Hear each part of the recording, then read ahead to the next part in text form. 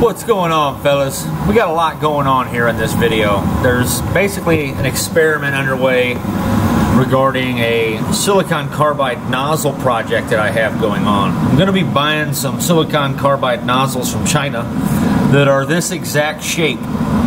So we're just kind of messing around with it, seeing what type of temperatures we get. But at the same time, we have an experimental nozzle on this burner. And this nozzle was inspired from several different of my clients, one of them being Joe the blacksmith, who suffered a clog and he was unable to easily clean that clog out. So this particular burner has a cap that can be removed, enabling you to clean this thing out quickly and easily. It's an exceptional nozzle, but it's a high output nozzle. It's all stainless steel and brass, so it will never rust or corrode.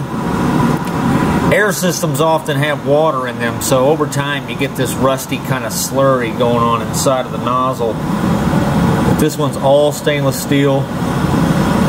This thing's performing very well. I'm a little worried about my thermocouple, however. I don't think it's very accurate, but we're doing what we can for now. I may eventually get a new high dollar thermocouple, seeing as how I am telling people information that literally has to be valid for me to sell these things to them. You can't just say something and then sell someone a product. I could get sued for that. And I certainly don't want to be a liar. I'm here to help people out, not just talk out my ass. So, for the most part, I'm populating a waste oil burner book with this information as well. We're just kind of running this thing through its paces, and it's nice to be able to come back to video footage when I need to take down the details of things like temperature. Oops, I bumped into my nozzle there and bent it up pretty good. I like to leave these things kind of flimsy in the first build so I can move the nozzle around real easy. Sometimes there's a little bit of an inconsistency in the machining that requires me to adjust the nozzle. Up to a 1/64 of an inch of movement can have drastic effects on the shape of the flame. Right here we're doing a temp test on the highest I could get it. We got her up to pretty high, and then my battery dies on the thermocouple right in the middle of the test. So we have to do this test in the morning. I waited till dusk to run this test, and then this happens to me. Because we need to be able to see this flame to accurately place the thermocouple probe in the optimum position. Such a place does exist. I'm very happy with this burner though. The flame profile is beautiful. I think it's going to be a design worth buying 100 of. It's going to cost me a couple $1,000s, but it's worth it. Here's some details on the optimum setting. This is the setting that I felt was the best.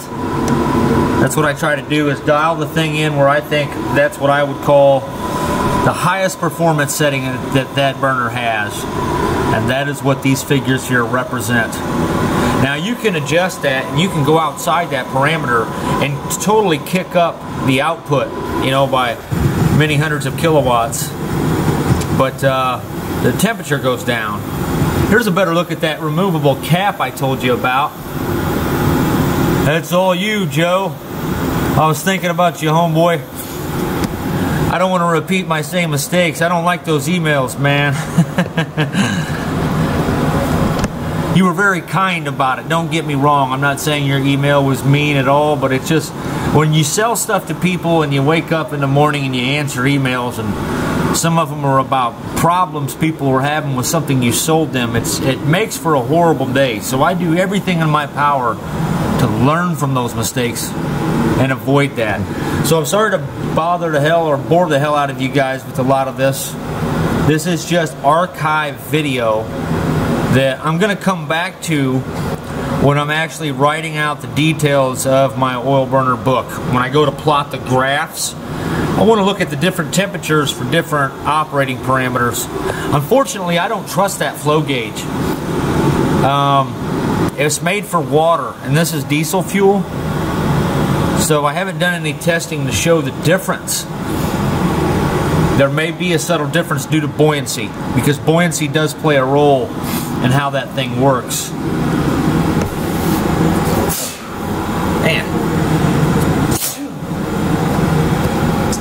So I think I'm about done yapping here.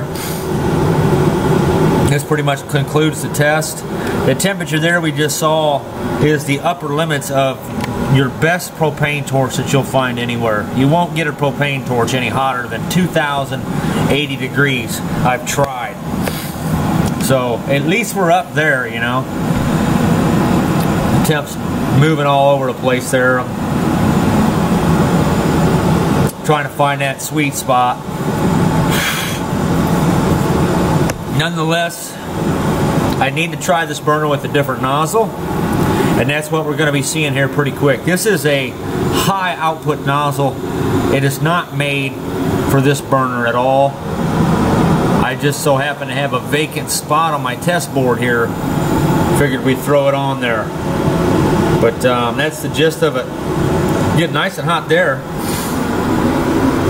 I got it up to 2,250, but that figure is unreliable due to the fact that the thermocouple was panicking and having problems. So I'm out of here, fellows. I'm shutting up, man. I want to thank everybody for all the positive comments and the encouragement.